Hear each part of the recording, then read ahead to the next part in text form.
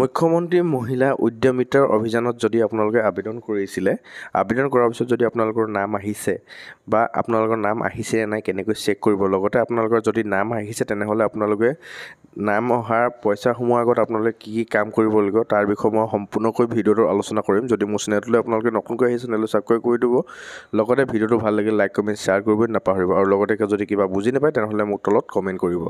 তো আপোনালোকে যদি মুখ্যমন্ত্ৰী আত্মনিৰ্ভৰশীল যিটো আপোনাৰ অভিযান হয়, এইটো আপোনাৰ মুখ্যমন্ত্ৰী মহিলা উদ্যমিতা অভিযানত যদি আপোনালোকৰ নাম আহিছে নাই অহা, এইটো যদি লিষ্টখন চেক কৰিবলৈ এতিয়ালৈকে এইটো কোনো ৱেবছাইটত এতিয়ালৈকে নাম চেক কৰিবলৈ দিয়া নাই। ডিষ্ট্ৰিক্ট ৱাইজত আপোনালোক কিমানখিনিয়ে এপ্লাই কৰিছিলে, কিমানৰ ৰিজেক্ট হৈছে আৰু কিমানৰ এপ্ৰুভ হৈছে, এইখিনিহে আপোনালোকে এইটো পৰ্টেলত দিয়া হৈছে। যেতিয়ালৈকে আকৌ নতুনকৈ লিষ্ট কাৰো নাম দিয়া নাই। যদি আপোনালোকে ইয়াত যদি আপোনালোকৰ নাম আহিছেও বা আপোনালোকে যদি নাম পাব বুলি যদি ক'ৰবাত শুনিছে তেনেহ'লে আপোনালোকে এটা কাম কৰিব লাগিব।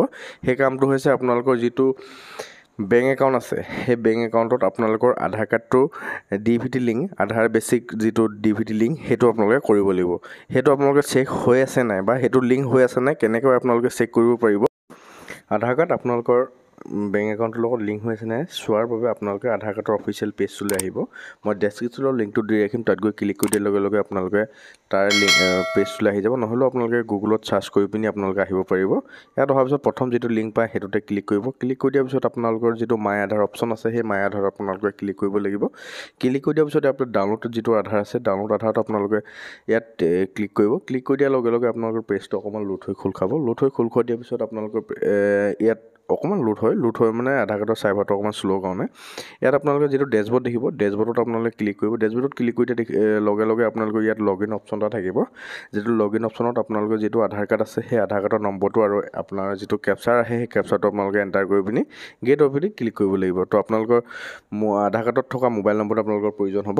তো আপোনালোকে সেইটো ৰাখিব লাগিব লগত, তেতিয়াহে আপোনালোকে এইটোত লগ ইন হৈ চাব পাৰিব।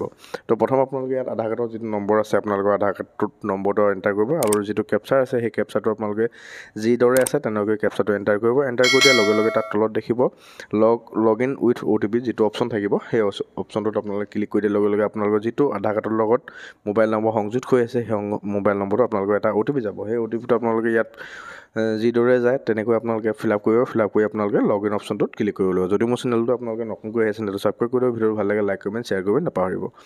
যেতিয়া আপোনালোকে লগ ইন হৈ যাব, লগ ইন হৈ যোৱাৰ পিছত আপোনালোকে পেজটো এনেকৈ খোল খাব। এনেকৈ খোল খাই যোৱাৰ পিছত আপোনালোকে তললৈ স্ক্ৰল কৰি আহি দেখিব যে বেংক চেণ্ডিং ষ্টেটাছ যিটো অপশ্যন আছে তাত আপোনালোকে ক্লিক কৰিব লাগিব, তেতিয়াহে আপোনালোকে চাব পাৰিব। তাত আপোনালোকে ক্লিক কৰি দিয়াৰ লগে লগে আপোনালোকৰ পেজটো এনেকৈ ওলাব। যদি আপোনালোকৰ আধাৰ কাৰ্ড লিংক হৈ আছে তেনেহ'লে congratulations your Aadhaar bank mapping has been done বুলি যিটো থাকিব, আৰু বেংকৰ নামটো ইয়াত আপোনালোকে লিখা থাকিব, আৰু কেতিয়া আপোনালোকৰ আধাৰ কাৰ্ডৰ লগত বেংক একাউণ্ট লিংক হৈছিলে সেইটো লিখা থাকিব।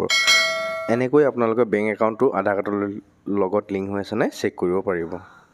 যদি আধাৰ কাৰ্ড বেংক একাউণ্টৰ লগত লিংক কৰি নাৰাখে তেনেহ'লে আপোনালোকৰ চৰকাৰে দিয়া যিকোনো পইচা আপোনালোকৰ বেংক একাউণ্টত নোসোমাব। তো আপুনি আজিয়ে আপোনালোকৰ আধাৰ কাৰ্ডটো বেংক একাউণ্টৰ লগত লিংক কৰি লওক। ভিডিঅ'টো সকলোকে চোৱাৰ বাবে বহুত বহুত ধন্যবাদ। থেংক ইউ ফৰ ৱাচিং।